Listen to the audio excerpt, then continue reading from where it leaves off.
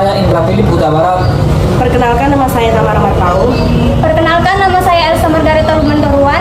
Perkenalkan, nama saya Tessa Onika Ginting. Perkenalkan, nama saya Dennis Menjuntak.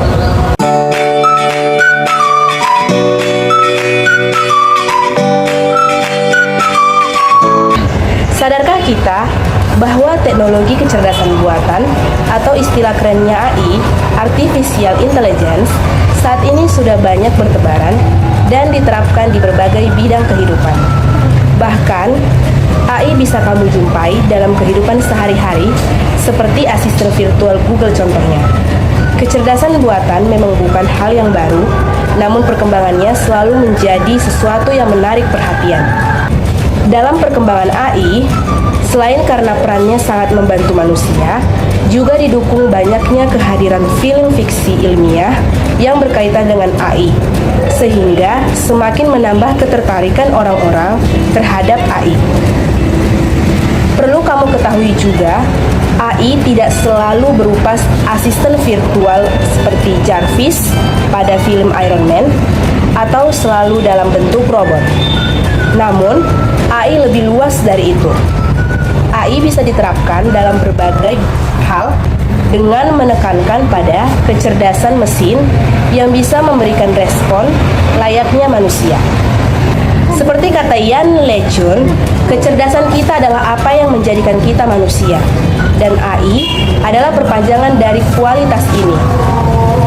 Saat ini, hampir semua perangkat komputer atau teknologi modern telah banyak menerapkan kecerdasan buatan. Seperti yang diungkapkan sebelumnya, AI bisa kamu rasakan saat menggunakan smartphone melalui asisten virtual Google. AI diprediksi akan terus berkembang dan lebih cerdas lagi, dan kamu tidak dapat menghindarinya.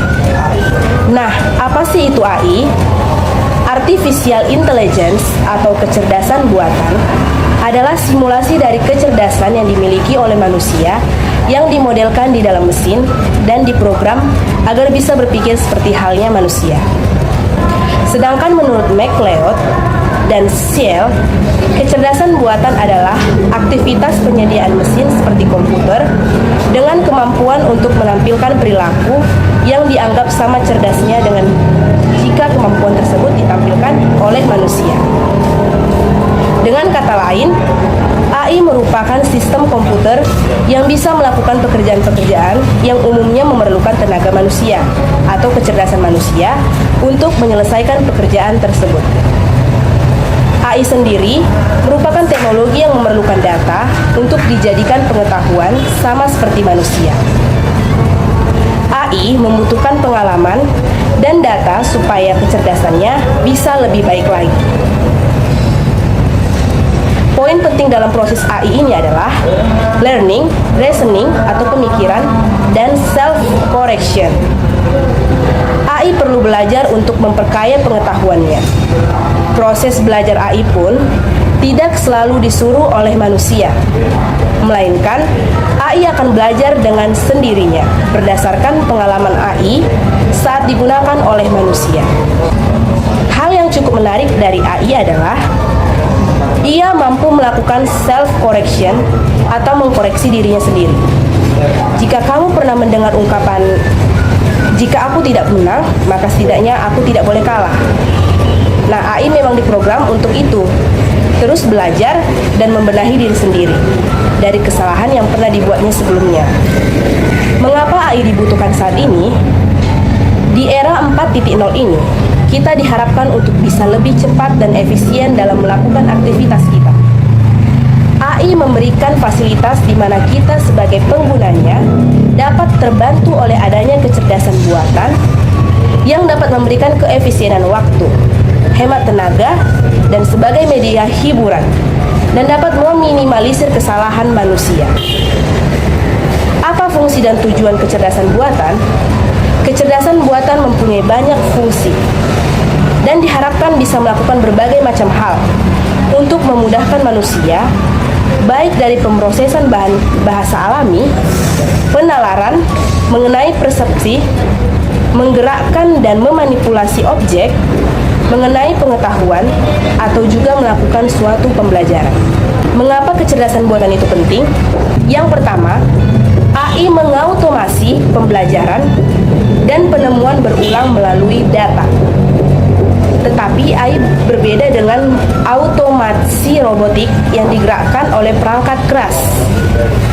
Alih-alih mengautomasi tugas manual, AI melakukan tugas-tugas yang sering, bervolume tinggi, terkomputerisasi dengan andal, dan tanpa mengalami kelelahan.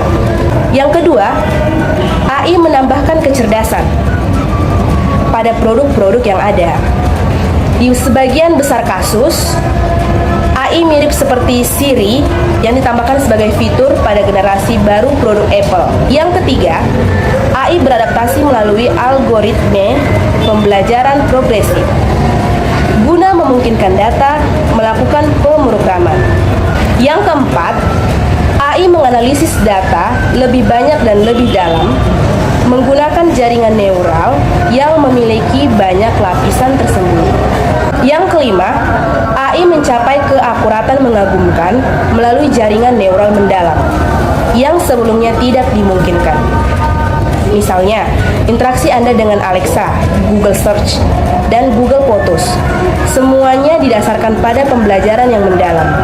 Dan ketiganya terus menjadi semakin akurat karena kita semakin sering menggunakannya. Selanjutnya adalah sejarah singkat tentang kecerdasan buatan atau AI dari tahun ke tahun. Sejarah AI sebelum abad ke-20. Yang pertama, peradaban Yunani kuno. Peradaban Yunani kuno penuh dengan filsuf-filsuf besar yang karyanya masih bisa menjangkau kita. Filsuf besar memang tidak terbatas pada peradaban Yunani kuno, namun tidak banyak yang karyanya sampai pada kita. Namun, konsep terkait AI dari Yunani kuno kali ini lebih menuju ke mitos daripada pemikiran para filsuf mereka. Dalam peradaban Yunani kuno, terdapat mitos tentang Hephaestus, seseorang yang membuat pelayan-pelayan mekanis, menunjukkan konsep robot atau mesin cerdas pada masa itu.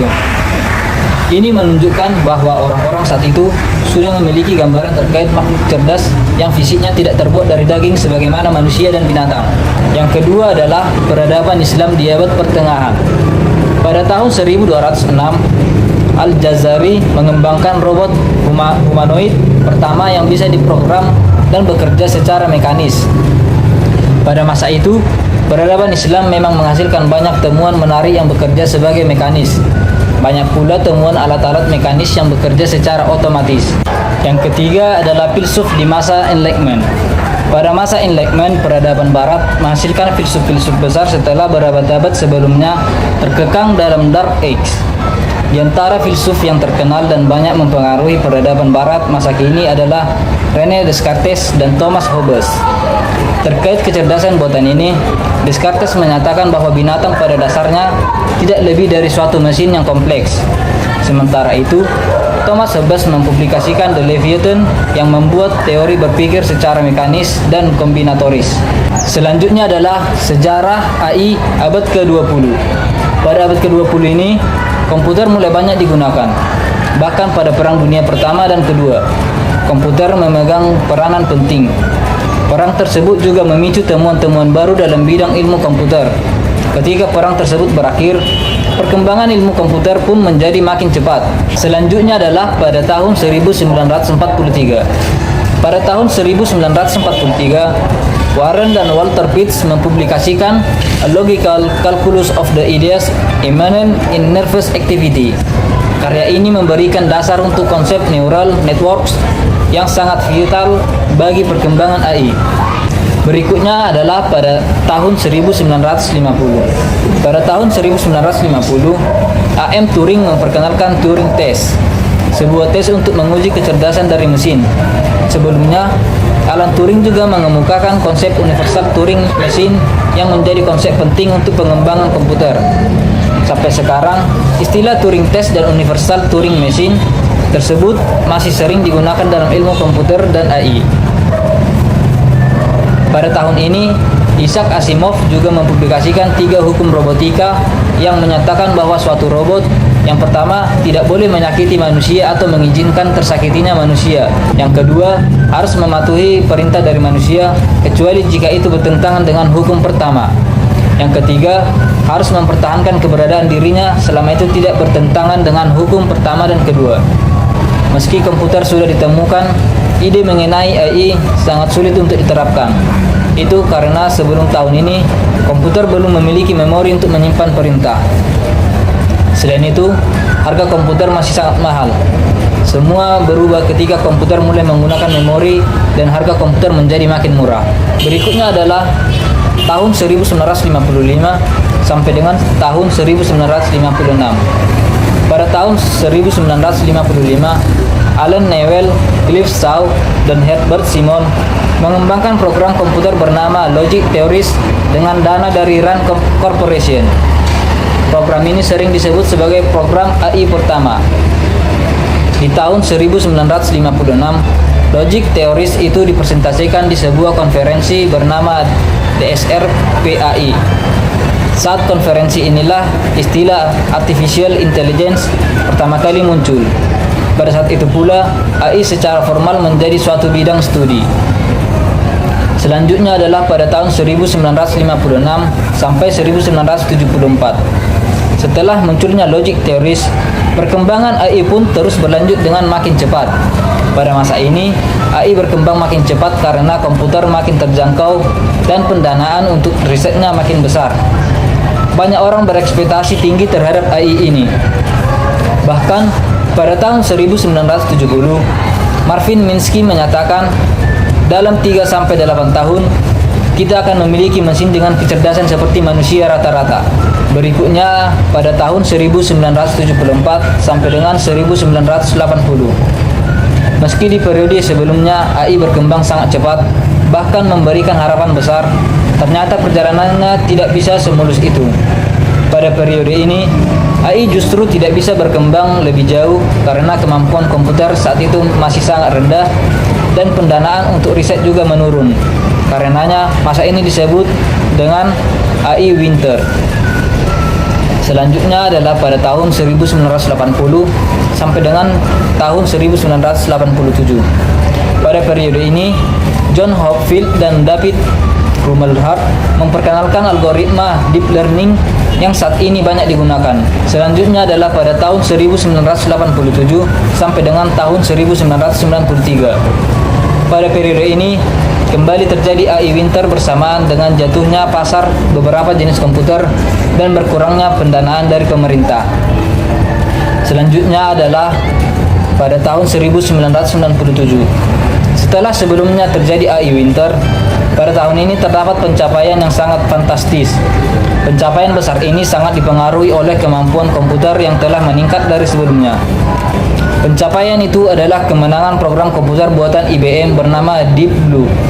Dalam permainan catur melawan Gary, juara catur dunia pada saat itu, dengan pencapaian besar ini, AI pun menjadi kembali populer. Selanjutnya adalah perkembangan AI di abad ke-21. Meski baru berlangsung 2 dekade, perkembangan AI pada abad ini jauh lebih hebat dari sebelumnya.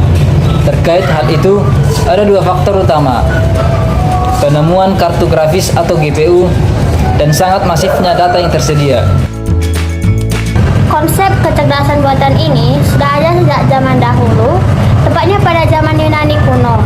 Walaupun konsepnya sudah muncul sejak zaman dahulu kala, namun istilah ini baru tren di pertengahan abad ke-20 di tahun 1950. Alan Turing sebagai salah satu ahli matematika menjadi orang yang ikut berperan dalam mencetuskan ide artificial intelligence ini.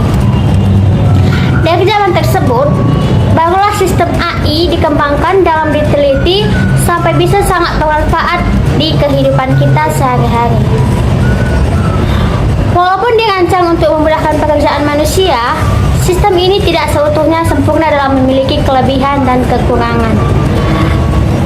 Kelebihan artificial intelligence: 1. Bersifat abadi atau permanen. Artificial intelligence adalah sebuah kecerdasan buatan yang bersifat abadi atau permanen. Disebut permanen karena AI dapat digunakan berulang kali, di mana saja dan kapan saja.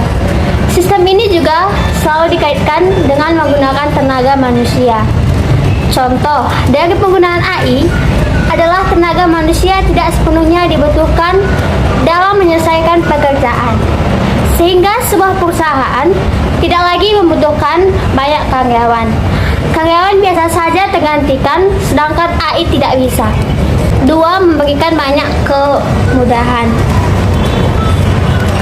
Pembuatan AI memang dikhususkan untuk memudahkan pekerjaan manusia. Data yang diterima sebelumnya akan disimpan dan bisa diakses kembali di kemudian hari. Sehingga itu di sistem AI juga bisa bekerja lebih cepat dibandingkan tenaga manusia.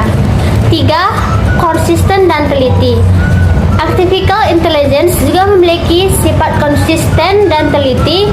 Semua data dan pengetahuan yang masuk tidak akan berkurang, serta peluang AI melakukan kesalahan adalah sangat kecil.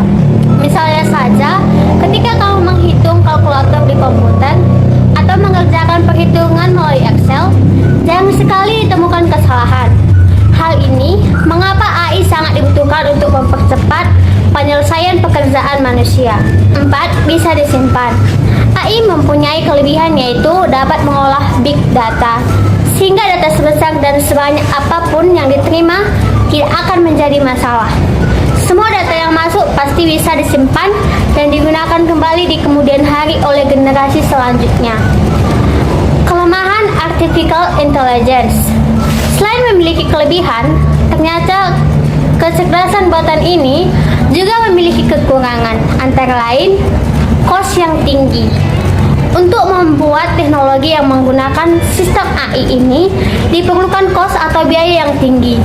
Karena adanya kompleksitas mesin yang mendukung AI, sangat masuk akal jika mesin yang digerakkan oleh sistem AI bisa terbilang cukup mahal dan spesifik.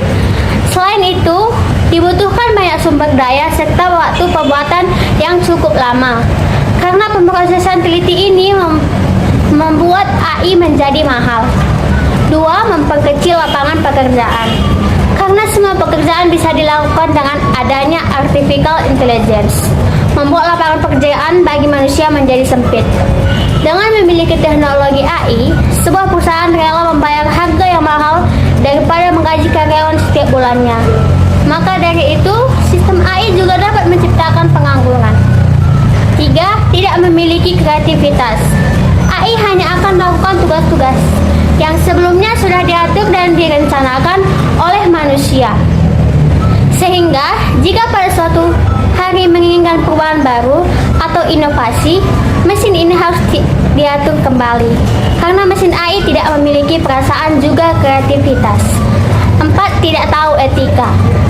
Apapun pekerjaannya, pasti akan membutuhkan tenaga dan pikiran manusia walau hanya sedikit. Artificial intelligence memang dapat membantu organisasi atau perusahaan dengan mengefektifkan waktu kerja yang dibutuhkan. Tetapi pekerjaan yang masih ada, hubungannya dengan manusia tentunya harus memiliki etika agar pekerjaan dan hubungan antara manusia bisa berjalan dengan baik. Ada 6 hal penting dalam penerapan teknologi artificial intelligence AI. Microsoft telah menyusun 6 prinsip yang dipercaya dalam menjadi jantung pengembang dan penyebaran solusi yang didukung oleh AI. Nah, selanjutnya adalah ada 4 tipe kecerdasan buatan menurut Michel. 1. Thinking humanly. Maksudnya adalah sebuah agent AI mampu mengekstraksi proses berpikir manusia menjadi sebuah model yang dapat digunakan untuk mengambil keputusan. Dalam artian, sistem yang bisa berpikir seperti halnya manusia. Thinking humanly, yang salah satu contohnya adalah machine learning. Machine learning adalah agent atau sistem atau mesin yang mampu menirukan proses belajar manusia. Yang kedua, thinking rationally. Maksudnya adalah kemampuan agent AI untuk berpikir secara logis dan rasional dalam mengambil keputusan dengan penalaran logika. Dalam artian, sistem yang mampu berpikir secara rasional. Contoh, thinking rationally adalah expert system yang mampu mendeteksi penyakit. Pendeteksian penyakit harus dilakukan secara penalaran yang logis. Agar penyakit yang terdeteksi sangat straight terhadap toleransi kesalahan yang akan muncul jika dilakukan dengan cara humanly. 3. Acting humanly. Maksudnya adalah kemampuan agen AI untuk bertindak seolah-olah seperti manusia. Contoh acting humanly adalah chatbot yang sering digunakan untuk curhat seperti Mitsuku, Rina, dan Simsimi. Bot tersebut menjawab pesan seolah-olah bertindak sebagai manusia sesungguhnya. Yang keempat, acting rationally. Maksudnya adalah kemampuan agen AI untuk bertindak secara logis dan rasional dengan memanfaatkan penalaran logika. Dalam artian, sistem yang mampu bertindak secara rasional. Acting rationally contohnya adalah robot yang bekerja menggantikan posisi manusia sebagai pelayan atau melakukan suatu tugas yang terstruktur. Berdasarkan hasil outputnya ada dua, yaitu thinking dan acting. Perbedaannya adalah thinking hanya akan menghasilkan model, sementara acting berujung pada keputusan agent untuk melakukan aksi tertentu.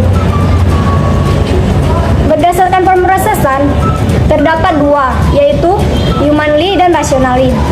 Terlihat jelas, jika rasional, maka keputusannya harus logis, mengikuti kaidah penalaran logika.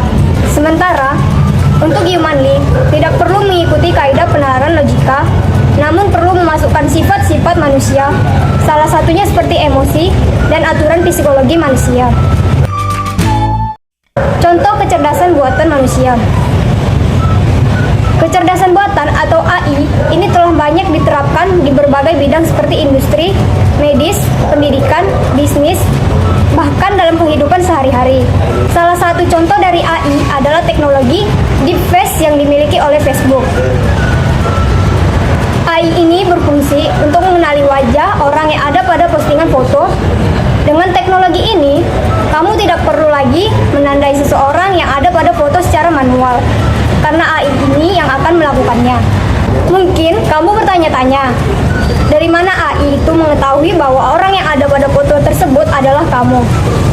Perlu kamu ketahui bahwa sebelum AI dapat mengidentifikasikan bahwa orang di foto itu adalah kamu, AI akan dilatih berdasarkan data. Datanya didapatkan saat kamu menandai orang di foto sebelumnya dan dari hasil saran AI terhadap orang yang ada di foto yang kamu setujui. Setelah AI berlatih dan memiliki banyak data, maka AI nantinya akan mengidentifikasikan seseorang yang ada di foto. 2. Rekomendasi e-commerce. Konsep penerapan AI yang sering kamu jumpai salah satunya adalah rekomendasi produk pada e-commerce.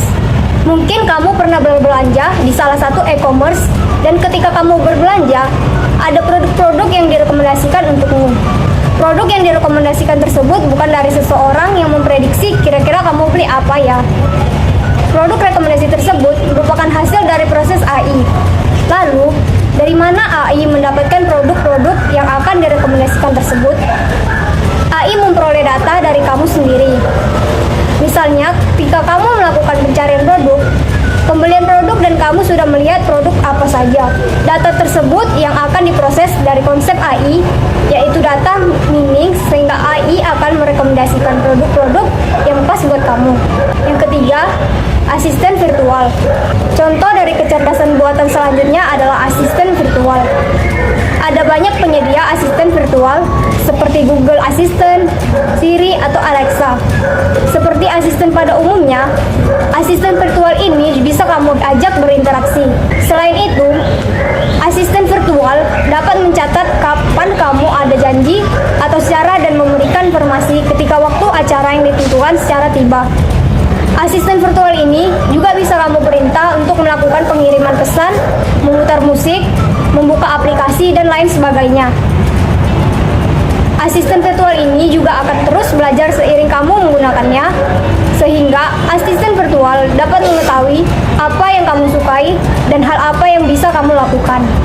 Yang keempat, pemrosesan bahasa alami. NLP kepanjangannya dari Neuro Linguistic Programming, merupakan pemrosesan bahasa manusia oleh program komputer. Salah satu yang paling dikenal adalah deteksi spam, yang melihat baris subjek dan teks email dan memutuskan apakah itu termasuk spam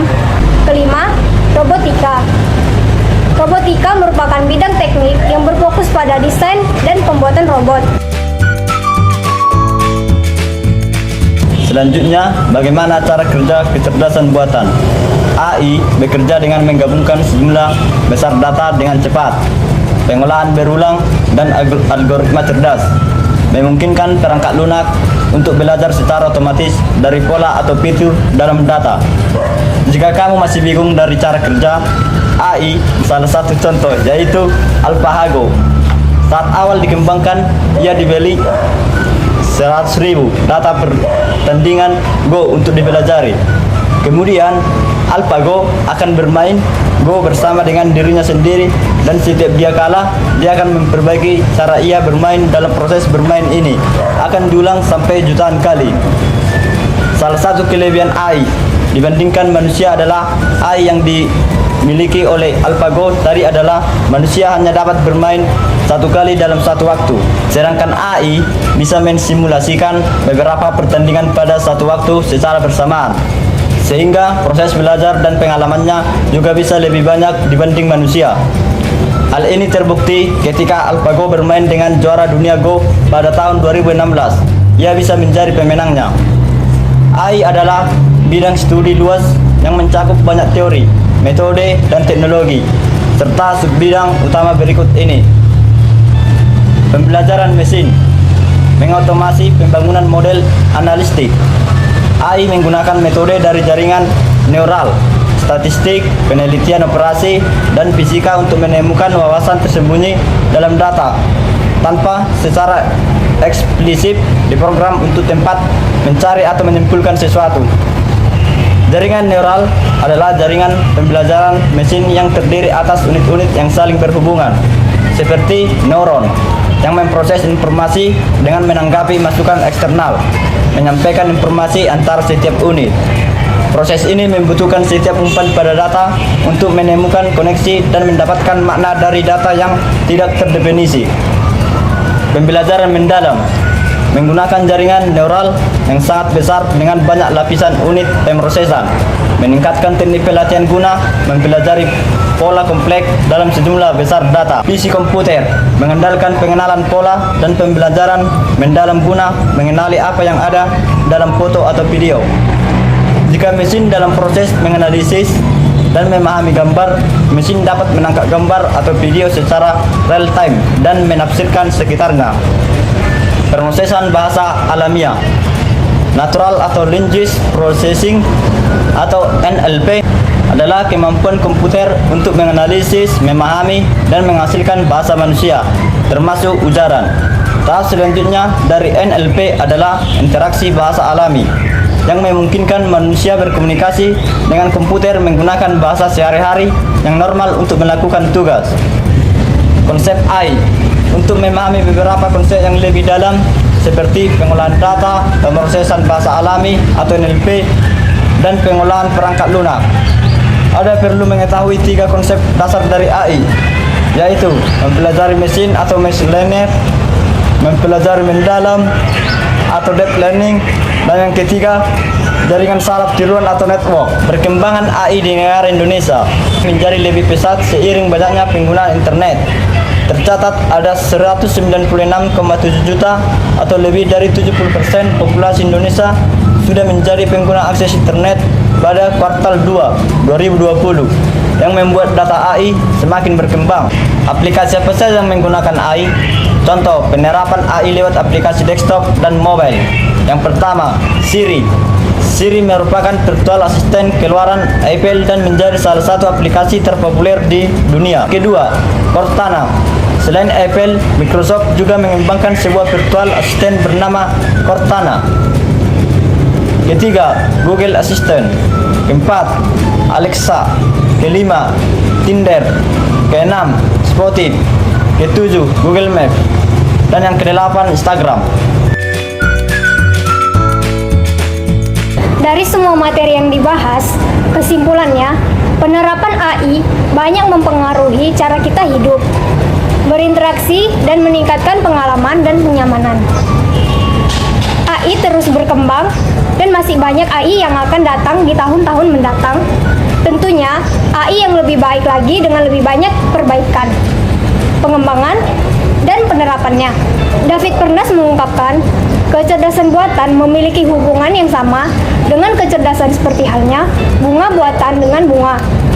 Kecerdasan buatan tidak selalu dikonotasikan negatif yang akan menggantikan peran manusia. Walaupun ada beberapa pekerjaan yang bisa saja digantikan oleh AI. Namun, AI juga membawa pekerjaan atau profesi baru seperti data scientist misalnya. Mungkin kamu tidak belajar banyak sekaligus dalam satu waktu seperti halnya AI. Namun kamu mampu bekerja sama dengan AI. Mungkin saja ada suatu hal yang manusia perlu membutuhkan waktu ratusan tahun untuk menemukannya. Sedangkan dengan adanya kerjasama antara kamu dengan AI, hal tersebut bisa saja ditentukan dalam hitungan hari. Sekian dari hasil presentasi kami ucapkan terima kasih. Bye.